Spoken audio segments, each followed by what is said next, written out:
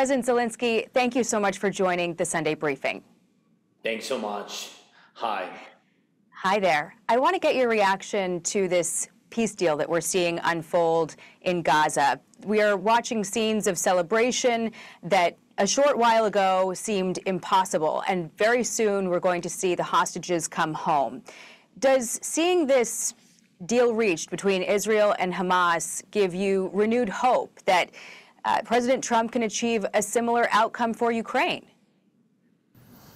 I just had a conversation a phone call with President Trump, and we spoke about different topics. And of course, I said to him, and it's very honestly, really, I always speak with him very honestly, and I congratulated him because I think this is a big success of the United States and the big success of of President Trump, his own involvement to this process, and that's why I congratulated him. This is real success, and he told me very openly that he thought that he could manage to stop Putin earlier than he can manage to make ceasefire in Middle East, and really I agreed with him that this is we have more difficult situation. But in any way, I wanted to congratulate him and all his people, and I think Israel and Palestinian people, and this is so important, and this is important that people will come back home, and so important that ceasefire between us, ceasefire is big, huge step to peace deal. That's why I think this is real success. And of course, it gives signals for us and hope that with such pressure, what President Trump used in Middle East to make peace, and I hope that he will use the same instruments, even more, to pressure Putin to stop his war in Ukraine. I hope so, and I spoke about it with President. Yeah, tell me about that phone call that you had with President Trump. What did he say about either Gaza or the war in Ukraine? What's coming next? Tell me about your conversation. No, he said really that in Ukraine it's more difficult, and it's a bigger war. It's understandable. It's full-scale war. We don't compare, casualties, because it's painful everywhere in any place in the world, and I don't want to compare. But we have big war.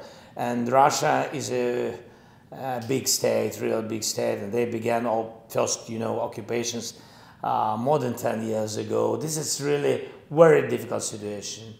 When we had meetings with President at the very beginning of his term, I said to him that it will be very difficult because Putin really doesn't want, and he doesn't feel full pressure on him. For example, like Americans with partners, what they did in what they did, like with the Iranians and with Iran, when they decided to pressure on their military sector because nuclear infrastructure and etc. So we spoke about this not first time. We spoke with President Trump that we need two things, I think, to make real pressure on Putin. I said to him that we need real air defense, because what we have, we're thankful to partners, but it's not enough, that real air defense, real number of systems, and just to show Putin that America supports us and really save us, that it's too expensive just to use weapons, missiles, Iranian drones against Ukraine, and you don't have result because we have really strong shield. And the second point, to have long distance capabilities, and it depends on our own production and of course on American side, because United States has Tomahawks and other things which really you can use on military sector. For example, really between us, and it's not a secret, I'm telling, if Russia, and they do now, they have now, and they produce Iranian drones, they produce thousands of them, and they use for one day, during one day, they use 500 plus Iranian drones. So Iranians gave them licenses. And Iranian people, they came to Russia, they taught them, and now Russians produce it. And that's the same North Korean they did with artillery. So it's difficult for Ukraine. Yes, we are not, we are a strong country, but not so big. To be against Russia and the Iranians and North Koreans is too much. That's why we spoke about tomahawks and other things. Did he approve the tomahawks? We work on it, and I'm waiting from President. Yes, we of course we count on such decisions, but we will see. We will see. Okay. Part of President Trump's achievement brokering this peace deal with Gaza, in Gaza rather, between Israel and Hamas, involved pressuring both sides and a threat of real destruction to Hamas if they did not agree. Hamas knew that threat was real. But Russia is a nuclear power. So what can President Trump do in the case of Ukraine to make a difference like it did with Hamas? What are those fine points that will turn the tide of this war? I think that for today it doesn't matter if you are a big country with nuclear weapons, so it might be crazy to open the World War III nuclear war. So we even don't, we don't imagine that Russia can use nuclear weapon. Otherwise, we need the new planet. So, this is crazy decisions. But there are things which are very painful for aggressor, in this case for Russia. And for everybody, when countries, strong countries like United States, European countries, Canada, Japan, when they use such instruments as sanctions or tariffs, such instruments on energy, first of all, then on fleet, yes, and on banking system, and on other needs, critical minerals and etc. It really has influence on domestic questions.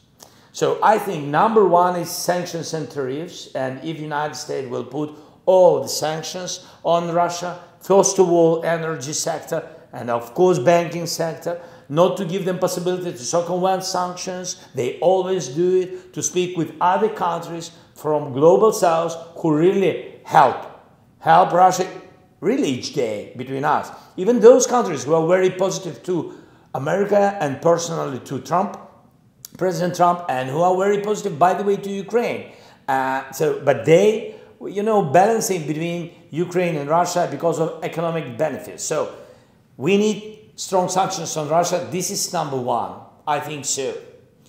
Because in this case, Russia will not use, such so big volume of profits of energy.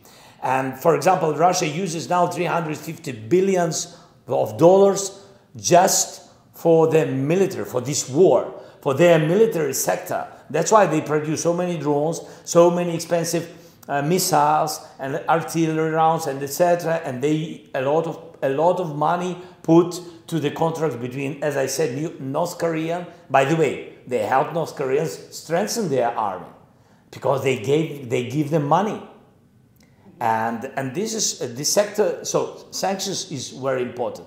The second point, when we have private sector from different countries, even in Europe, even our close partners. And private sectors they buy energy. It's not right. And with these points, I agree with President Trump. I'm on his side that Europe has to stop to buy any format, any kind of energy from Russia. Yeah, how close are we to that happening? Because the president said he would do these secondary sanctions, but first, NATO countries and the EU have got to get off Russian oil. How soon could we see that happen? I heard it. So we speak with Europe. We are thankful to Europe because of the 19th package. They are now preparing the 19th package, and I hope it will be ready this month. And I kindly asking President Trump not to connect. I understand his point of view, and I understand how his steps, that he wants Europe first to demonstrate and stop any energy contract with Russia. I understand, but it's difficult for us. You know, we don't have too much time.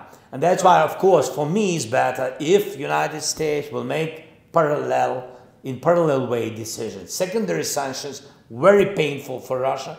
Everybody understands it. It depends on President Trump will.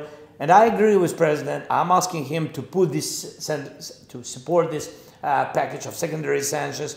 And of course, not to connect it with European decisions, but I agree that Europe has to stop to buy. And by the way, Europe made big progress. I spoke with a lot of leaders, and really Europe decreased 80% of their contracts on energy during all this period of war. We made it together, and we had a lot of meetings and dialogues with Europeans, and they did it. But it's not enough. I agree with Americans, and it's not enough. The question with Slovak and Hungarians, and I think that we can do it from our side. We spoke with Slovak, and with Hungarians it's more difficult. We don't speak with them, but President Trump can speak with Hungarians and pressure on him. But with Slovak we can find alternatives, clear alternative, not Russian. I want to ask you about the Tomahawks and long-range missiles, but I have a few other questions on another topic first. On Friday, the First Lady, Melania Trump, announced that she's had an open line of communication with Vladimir Putin to facilitate the return of Ukrainian children who are now in Russia. 8 of them have been returned so far. Tell me about this effort. How many children, Ukrainian children, does Russia have? And how soon could we see more coming home? Yeah, so, you know, this is always very difficult question. Really, what a huge number have been stolen, and what a big number, it's a tragedy, but I have to say what a big number of children have been killed on the temporary occupied territories.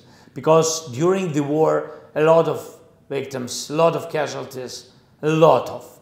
For today, what we know, because we can't control everything, but the minimum what we know that 19,000, about 19, maybe more, but 19,000 we understand been stolen by Russia. 19,000 of children.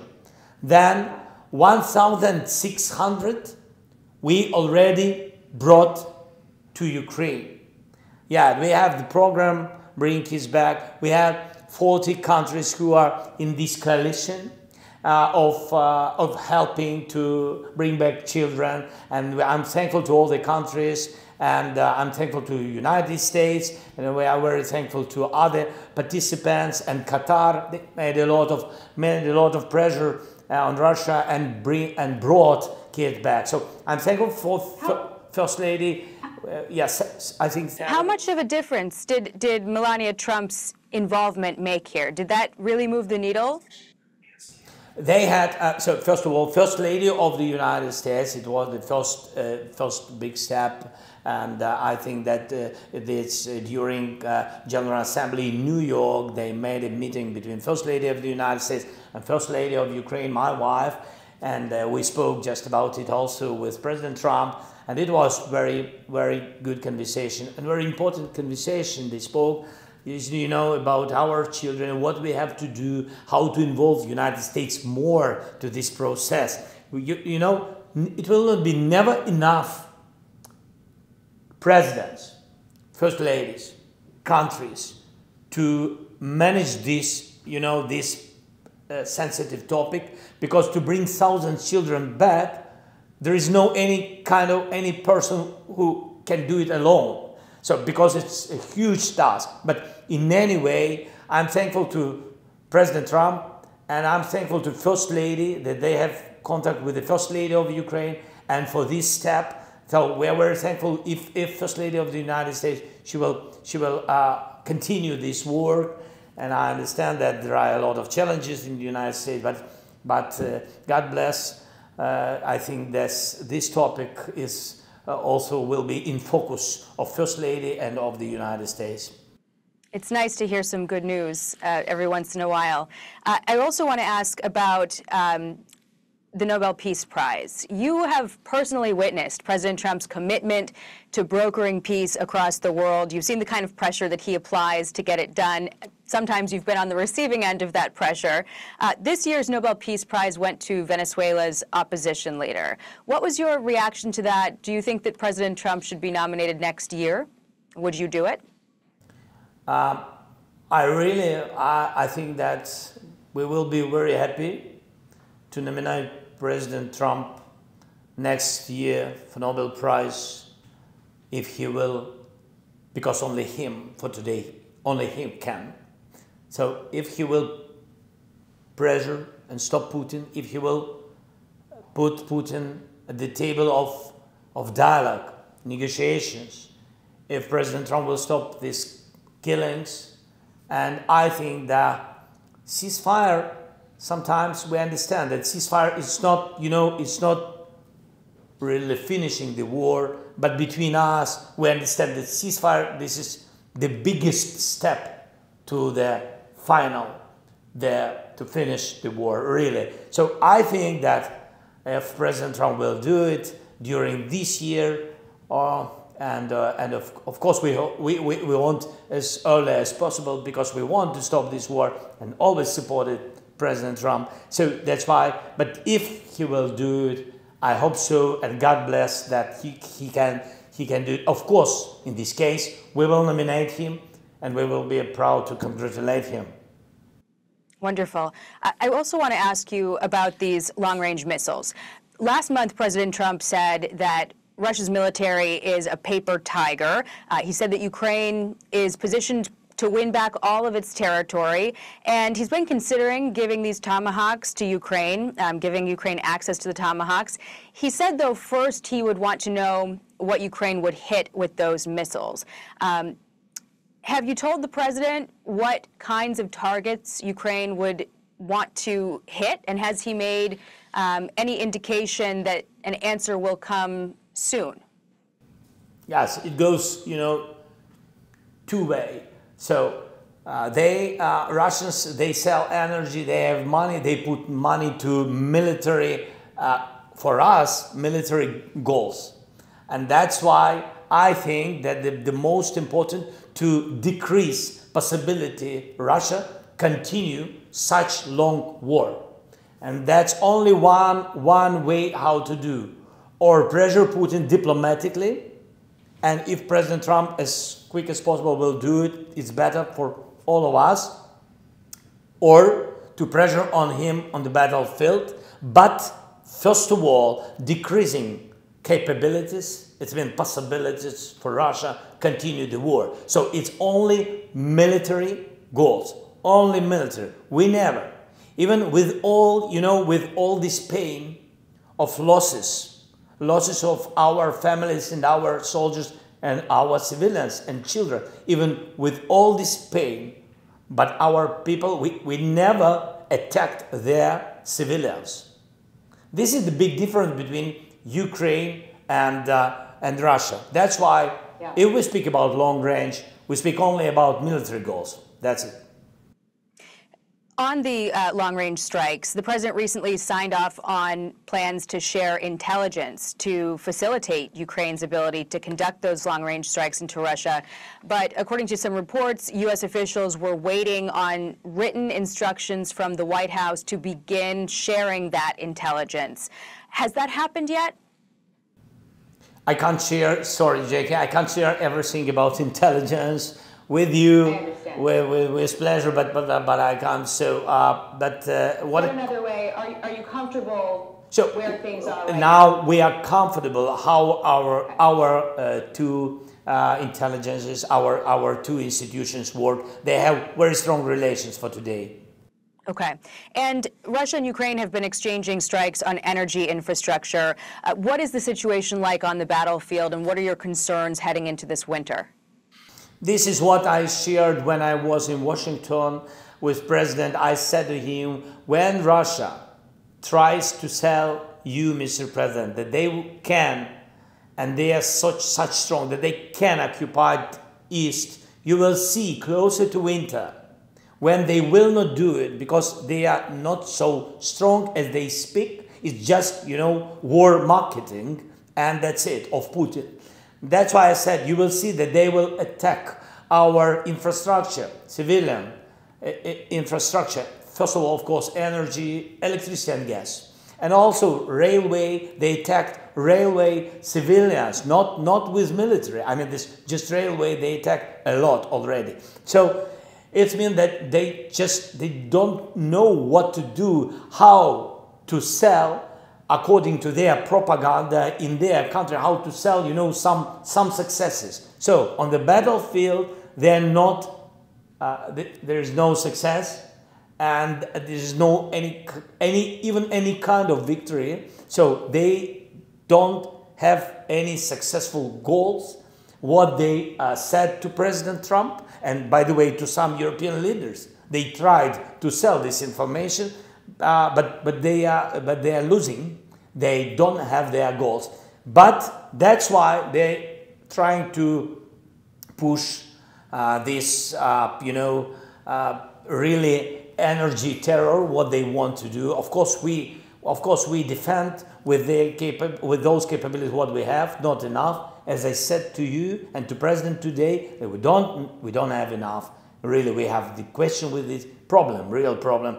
And of course, we renovate. And this is I'm proud of our people. Even under attacks, people, just specific groups of energetics and etc., how they renovate, they quickly. For example, just JK, the last example, they attacked at night our region, Odessa. I don't know if you know. I think you know Odessa region. Yeah. So and Odessa, and they destroyed all the electricity. Of course, electricity will be renovated during this day. Only because of these people, or these groups, and a lot of these people, and they are very professional, they will renovate everything. I want to ask you about Ukraine's innovation, because you've made some pretty impressive advances with your anti-drone air defense technology. How effective is this new technology if you had to give it a percentage rate? So this is drone, cheapest, by the way, cheapest way how to destroy Iranian drones, Shaheeds. Everybody, by the way, in Europe recognize it, and the United States also. So we have some companies who just began massively to produce it, but really they now the percent of destroying is 68. So I mean, you understand, 68% of successful destroying, but they will increase. The question now in money, and this is real problem because you have to finance. This is the cheapest way from one side, that one such little drone interceptor, the price is about 3.5 to 5, from $3,000 to $5,000. So it's cheapest way. And when you use, for example, 2, 3 against one Iranian Shaheeds, which price is more than 100,000, 120, 150. So you understand that 10 against 150. This is, I mean, this is good instrument. But the problem that you need thousands of them. According to, for example, 500-600 of Shaheeds each day. It means that you need 1,000 of such interceptors, and we don't have for today enough money to put for private productions, private companies to increase their production. So this is one problem, but I think that we will manage it. It sounds like a worthwhile thing to continue innovating with, especially on the cost effectiveness side. It sounds like you've been creative with the resources that you have. I also finally, we can end here, but I want to ask about these recent Russian drone and jet incursions into NATO airspace. It's been ramping up. It's been a topic of big concern in the neighboring countries to Ukraine. Where do you think Putin is going with this war? To my mind, maybe I'm not right, but yes, what I think,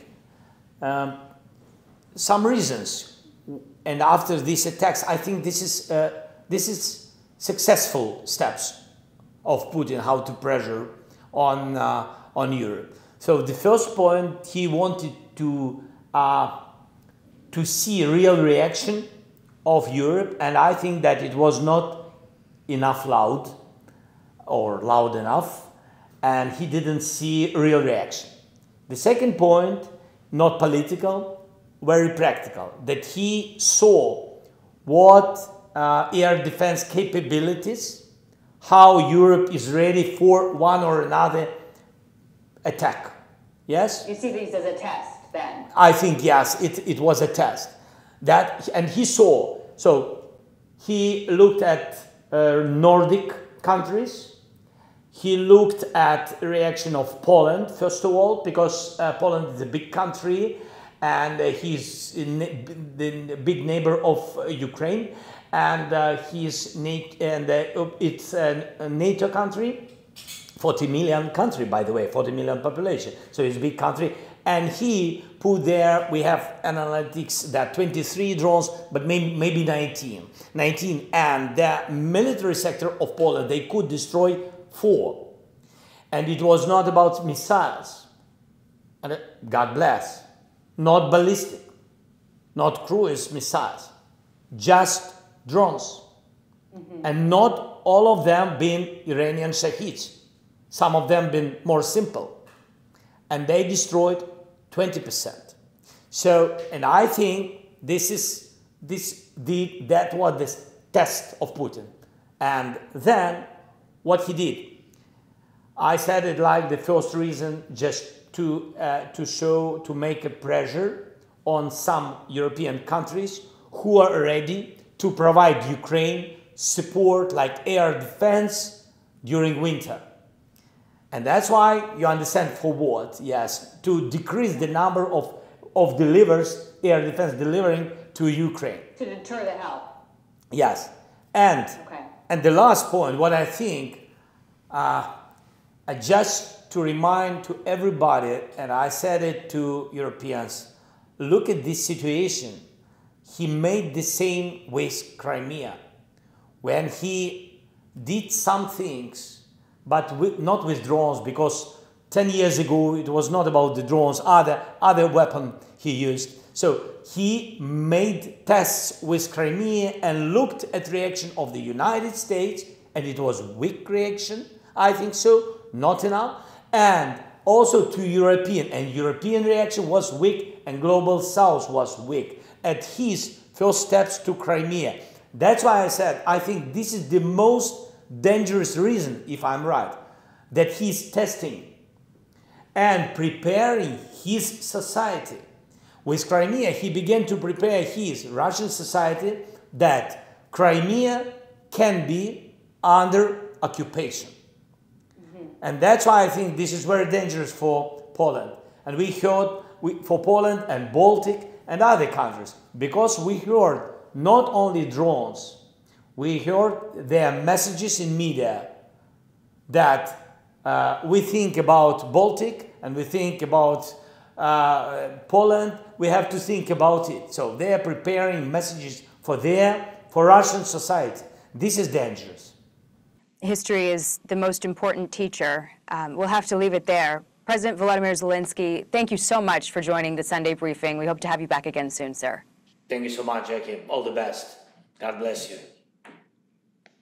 God bless you too. Thank you so much, President Zelensky. I really appreciate all the time you gave to us, and please keep in close touch. You know, I've been following this war very closely since the beginning, and it was great to talk to you. So thank you. Thank you so much. Bye-bye.